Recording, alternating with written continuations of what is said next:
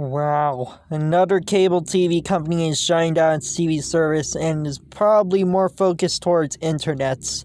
Being RiverStreet Networks and Wilkes Communications, they've discontinued their cable TV offerings.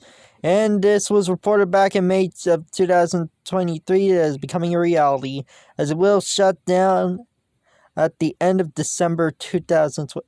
Well, I think it's 2024, not 2023. But yeah, they're going to be done for. They partner with DirecTV to offer their customers with satellite, internet, and DirecTV stream. And I guess it's going to happen to see this RiverStreet Networks to be discontinued.